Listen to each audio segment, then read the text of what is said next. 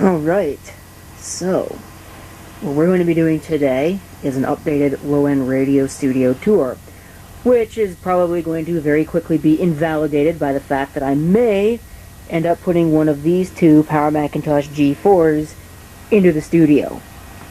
But I'll explain what it's going to do first and foremost. But before we get into that, let's go through the equipment.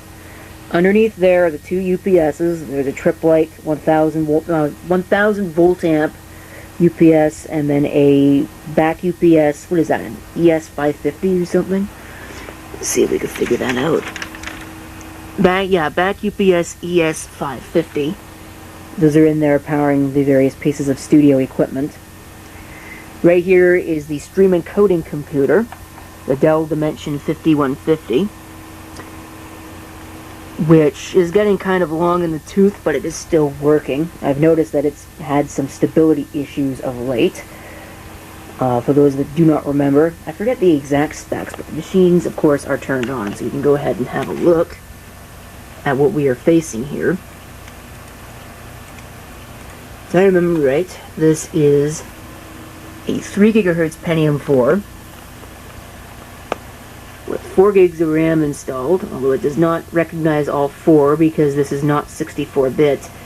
It's running Windows XP because the sound card at the very least, which is an Aureal Vortex 2, and maybe even the video capture card, which is a Hop-Age, what is that thing? It's like a WinTV something. I wonder if it would actually tell me. Anyway, it's a Hop-Age ComputerWorks card of some description. I think it's a WinTV. It's not a PVR 150 because these are PVR 150s and it's not one of these. So, don't remember what it is, doesn't really matter. It might also be restricted to Windows XP, I'm not sure. But then again, maybe not. I know it's based on a Conexant chipset, because I did see some Conexant drivers in there. Anyway, so that's what that machine is doing. Right beside it, we've got the VCR, which I'm using. It's also got a DVD portion if I wanted to use that, but I don't really use that very often. We've got the Shuttle XPC that I picked up from Ross ACB. I don't remember the exact specifications on that. It is also on, but I'm not going to touch it right now because it's actually doing stuff. That runs the audio only in the automation. If I remember right, that's a 2.4 gigahertz Pentium 4, maybe a 2.6, but I think it's a 2.4. And it's got some description of DDR memory, an 80 gigabyte hard drive, and it's running Windows XP. Underneath that is another machine from Ross. That's a Dell Optiplex GX270. It right now is running Windows 7, as you might be able to see up there. That's the machine. It's got that monitor hooked up to it. It's a 3.4 gigahertz Pentium 4 with some ridiculous amount of RAM, no doubt. I think it might have 4 gigs in it. And an 80 gigabyte hard drive. I'm thinking about replacing that because it runs hot and noisy with one of the Power Macintoshes, because those will run cooler and they also be a little quieter. And hey, you know, it gives one of those Power Macintoshes something to do. And I started the low-end radio broadcast with a Macintosh as my slideshow machine, so I think it'd be cool to return to that. There's a keyboard here. This is for the Optiplex. This one goes to something else that we will have a look at here in a minute. Over there is a KVM switch, which you can see over there in the cable mess. That is for the main monitor. I also use it for other things, but its primary purpose is to switch between stream encoder computer and the Shuttle XPC in the studio. There's one of the studio cameras. That is the JVC GR-AX96. This is the roving camera. I also use it for importing VHS-C footage. The tape basket is a little on the messed up side, so I may have to change my plans on that one. So, moving along, what we've got here is the Panasonic Palmcorder PVL608 VHS-C camera. This is the equipment shot camera, so I would take this and I'd point it at all the various equipment, which we'll get into in a second, as well as that, which we will also get into in a second. This camera has got the issue with the bad belts, so the audio is all warbly. So that's why it's here in the studio on a full-time basis, because it's not really useful for recording video anymore. Have a couple of studio light-up doodads over there. This is the keyboard that's hooked up to the KVM switch. Here's a couple mice, here's a mouse pad. There is the Ethernet switch that drives the whole setup, but of course it does a lot more than that. But we'll get down here first. These are the 3 CD changers. On the bottom is a Kenwood, what is that thing? DPR891. Above that is a Sony CDP-C305. And above that is a Pioneer PDM6. Some of the most expensive pieces of equipment I have ever bought, which isn't really saying much because I think I've maybe got $50 across all 3. And speaking of expensive, this was also expensive, the Technics SLP230 single disc CD player. Underneath that's the Proton 740, which I think I gave like $10 for. Under that is a Technics RSTR170. I used to have a 270 in the studio, but I want to use the 270 for recording because it has HX Pro. So we'll just use that one here in the studio, and it works fine. They all work great. That one's a little fast, but they work fine, and I'm not really willing to deal with a 2% difference in sound for that one. It really doesn't matter to me that much. This is a graphic equalizer. It's a Technics of some kind. I forget the exact model, and it's not really easy to see over here, but it's down there.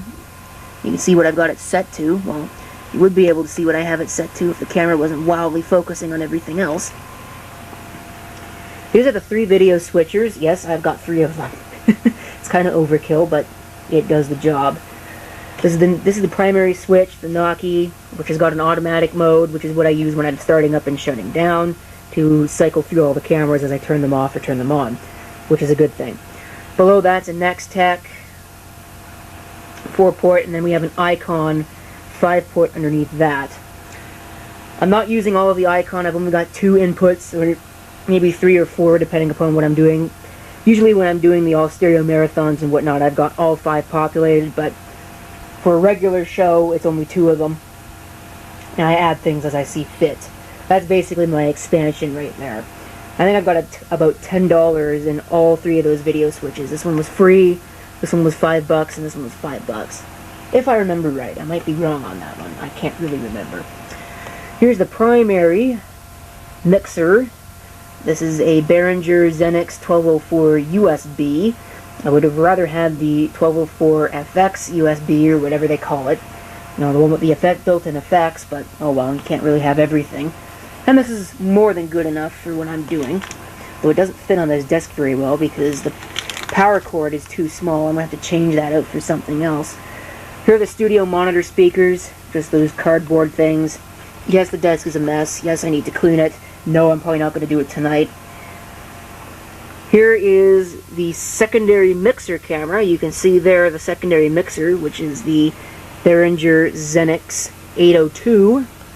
This is the Sony Handycam CCD TRV-72. It still works, but it's here. I actually mostly have it here so I can use it for importing footage. So, there's that. Here's the primary camcorder. This is the CCD TR36. It doesn't record, or, well, it does, but it's very finicky about it. So that's why it's in the studio. This thing has obviously seen better days. This is the JVC Everio GZE200. So if you're wondering why I don't use it for recording anymore, the viewfinder is gone. Yeah, the view screen's gone. That broke.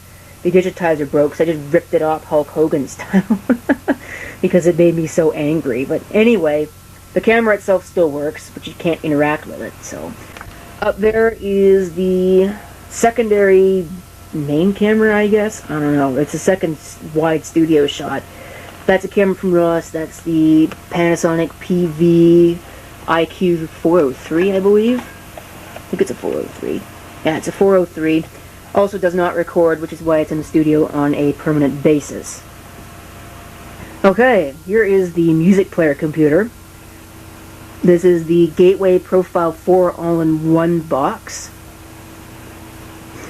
And it's a very nice machine. It does a lot better than the Pentium 3 laptop that it replaced.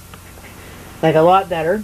Here's the mouse that's hooked up to it, and this mouse here is actually hooked into the GX270. I forget all the system specs on this, but I can certainly check it out. We'll get the on-screen keyboard off the screen. So we have a Pentium 4 2.8 with 2 gigs of RAM, and is running Linux Mint 18.3 with the Mate desktop environment.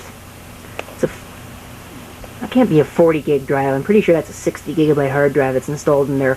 All the music is stored on this external drive here, which is 500 gigabytes. I picked that up at the thrift store for like $8. Works really well. I don't know why it ended up at the thrift store, but it did. So there's the monitor that I have on the KVM. Here is that Advantech all-in-one box. This camera is doing some weird things. But this is the Advantech all-in-one box. It is the soundboard computer, so we can just play something here. I don't know. We have a sound effect. More like, closed or something. So that's what that's used for. That's the Pentium 233? Pentium 233 MMX. It's got 128 megs of RAM, 10 gig hard drive, and it's running Windows NT 4. And I think that's it for studio equipment. There's not really much else in here. The only other thing I am going to point out that is technically still part of the studio is this, the Dell Latitude LM M133ST, which is what I use to take note of playlists and the like. So that's it. There's an updated low-end radio studio tour. That's everything in the studio. So thank you for watching. If you have any comments, feel free to leave them down below. And this is CP666 signing off. I'll see you next time. Till then.